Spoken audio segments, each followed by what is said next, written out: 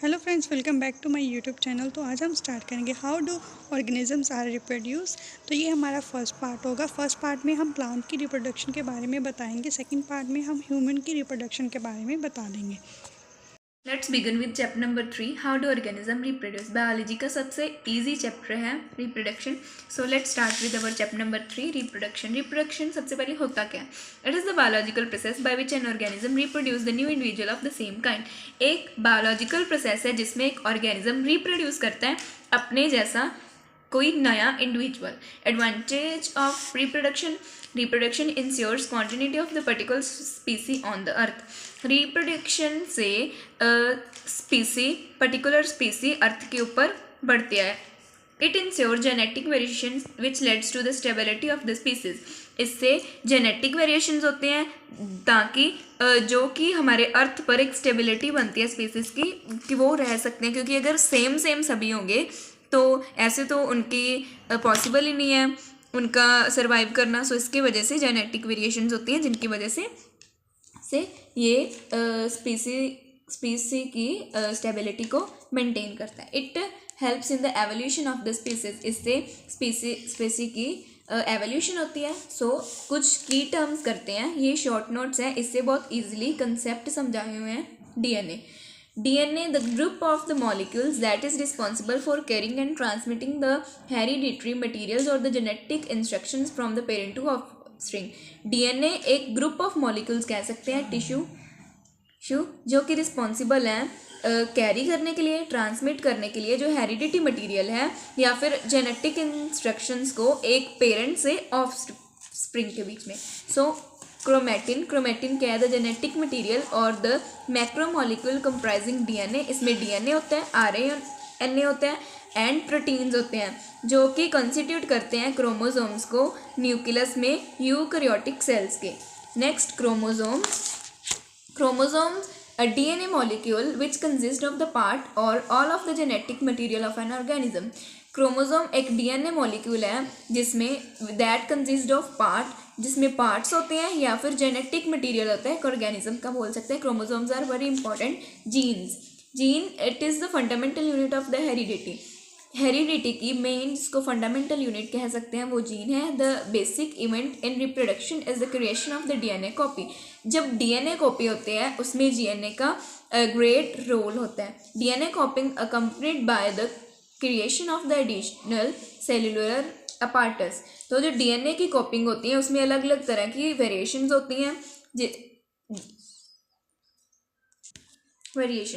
So variations are the differences present between the individuals of the same species or the different species। Variation क्या है कि different स्पीसी के बीच में, individuals के बीच में डिफ्रेंशिएट करवाने के लिए कि हर एक बंदा अलग अलग दिखे, तो उसको हम वेरिएशन कह सकते हैं। All sexually reproducing organisms show variation. हर एक के अंदर वेरिएशन होती है, कोई सेम तो नहीं होता। अगर हम सेम हो गए, सभी एक जैसे दिखेंगे, तो कोई भी सर्वाइव नहीं कर सकता। सो ये बहुत इंपॉर्टेंट क्वेश्चन है, पेपर में 1 या 2 मार्क्स में पूछ सकते हैं CBSE। So importance of variation help organism to adapt in the living environment.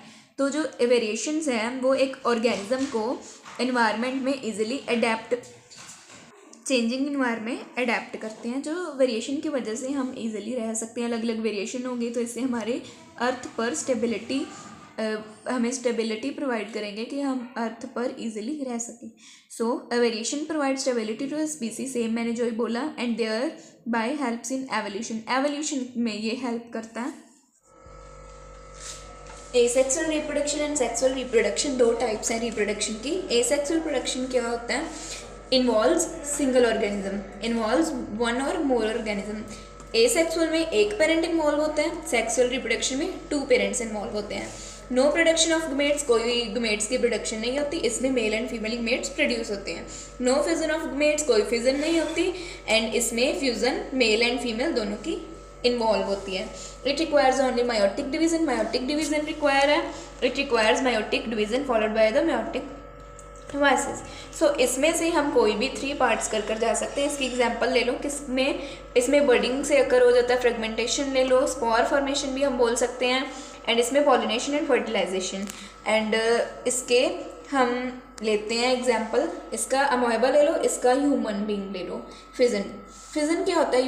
Unicellular organism such as प्रोटोजा, अमोएबा, लिंग हुआ, ले सकते हैं हम। एग्जाम्पल हैं सेम काइंड के हैं, produce by the mode of the asexual reproduction. Asexual reproduction से ये अपनी रिप्रोडक्शन को फर्दर रिप्रोड्यूस करते हैं। In fission parent body divides into 2 और मोर डॉटर सेल। इसमें पेरेंट बॉडी दो या दो से ज़्यादा डॉटर सेल में डिवाइड होती हैं एंड वो ही आगे एक एक कर फर्दर ग्रो होती है एंड एक अडल्ट ऑर्गेनिज्म को फॉर्म करते हैं। Next, types of fission. 2 तरह की फिजन होती है, एक बाइनरी फिजन होता है और एक मल्टीपल फिजन होता है। बाइनरी फिजन क्या होता है? Involves the division of the parent into 2 small nearly equally size daughter individual. इसमें एक डॉटर सेल है, वो 2 डॉटर सेल में डिवाइड हो जाएगा। एग्जाम्पल ले लो अमोएबा, 2 डॉटर सेल है, आगे वो जब डिवाइड होगा तो फर्दर वो उनकी इंक्रीजमेंट होगी, आगे फर्दर वो ग्रो कर जाएंगे। मल्टीपल फिजन में क्या है? इसमें 2 से ज़्यादा इन्वॉल्व है, सेवरल टाइम्स हम बोल सकते हैं, जब एक डॉटर सेल आगे करता है, रिप्रोड्यूस करता है। फिजन का मतलब होता है किसी चीज़ का टूटना, आगे आगे जब कोई चीज़ टूटती है। एग्जाम्पल ले लेते हैं Plasmodium. Binary fission and multiple fission में डिफरेंस है, बेस्ट नोट्स प्रोवाइड करवा रहे हैं आपको। बाइनरी फिजन में क्या है? जब 1 न्यूक्लियस डिवाइड्स इनटू 2 न्यूक्लियस, इसमें single nucleus divide into multiple parts. It occurs under the normal condition, it occurs under the unfavourable condition. The division of the cytoplasm forms 2 individual. Division of cytoplasm directly form the multiple individuals. Example ले लेते हैं, अमोएबा, इसका Plasmodium. कोई भी 3 points याद रखना। बर्डिंग, formation of daughter individual from the small projection the bud arising on the parent body is called budding. budding में क्या है कि एक जब पेरेंट की बॉडी पर एक बर्ड हुआ, एक बर्ड फॉर्म हुआ, आगे वो अराइज कर गया एक और इंडिविजुअल में, एक और इंडिविजुअल पार्ट में। सो जैसे यीस्ट ले लो, यूनिसेलुलर में बैक्टीरिया ले लो एंड मल्टीपल में ले लो आप jellyfish, C न्योएबा, flatworms. बर्डिंग fermentation. Some organisms like Spirogyra upon malnutrition breaks into the smaller pieces. These pieces और fragmentation grows into the new individual. Fragmentation क्या होता है? एक ऑर्गेनिज्म है, कोई भी इस तरह का हम शेप ले लेते हैं ऑर्गेनिज्म की, जब ये स्मॉल पीसेस में बोल सकते हैं ब्रेक डाउन होता है तो उससे फ्रेगमेंटेशन होती है। ये स्पीसीज आगे न्यू फ्रेगमेंट्स फॉर्म करते हैं एंड न्यू इंडिविजुअल्स ग्रो होते हैं। जैसे हम ले लेते हैं example hydra, spirogyra. Next, Spirogyra breaks into many species and each piece grows into the complete filament. This process is known as fragmentation. Pieces break down होते हैं छोटे छोटे बहुत ज़्यादा पीसेस में, वो आगे एक जो पीस है वो न्यू में ग्रो होता है एंड उस प्रोसेस को हम फ्रेगमेंटेशन कहते हैं। Regeneration, the number of the animals have the power to grow that lost organs of their body. Regeneration वो होता है कि बहुत ज़्यादा एनिमल्स होते हैं जिनके पास पावर होती है ग्रो करने के लिए, इसलिए वो जो अपने बॉडी पार्ट्स हैं उनको लोस्ट कर देते हैं। हम लीजर्ड ले लेते हैं, लीजर्ड की अगर जब हम देखते हैं अपने घर पर अगर लीजर्ड हो तो उसकी टेल लोस्ट होती है तो वो आगे फर्दर ग्रो कर पड़ती है। जैसे एक कोई भी ऑर्गेनिज्म है, अगर उसके ये 2 पार्ट्स में डिवाइड हो गया तो ये पार्ट्स आगे फर्दर डिवाइड हो जाएगा, ये पार्ट आगे फर्दर डिवाइड हो जाएगा। सो इसमें हम स्टारफिश ले लेते हैं, स्पाइडर्स ले लेते हैं एक्सेट्रा। एग्जाम्पल में सम फ्रेगमेंट्स और pieces of their bodies can grow into complete individual. कुछ पार्ट जो होते हैं जैसे टेल होगी लीजर्ड की, वो आगे न्यू ग्रो कर जाएगी। हाइड्रा ले लो, प्लेनेरिया ले लो। एग्जाम्पल्स की कोई कमी नहीं है, एग्जाम्पल्स बहुत हम ले सकते हैं जिससे CBSE में एक एग्ज़ाम में मार्क्स इंक्रीज होंगे। स्पोर फॉर्मेशन क्या होता है? इसकी सबसे best example Rhizopus. Different type of asexual spores are produced in the organism. अलग अलग तरह के स्पोर्स ऑर्गेनिज्म में प्रोड्यूस होते हैं। In many fungi at the time of the spore formation the swollen structure known as sporangium develops at the top of the fungal hypa. So कई fungi में कई टाइम पर स्पोर फॉर्मेशन होते हैं जिसमें एक स्वोलन स्ट्रक्चर जिसको हम स्पोरगेनियम बोल सकते हैं डेवलप होता है.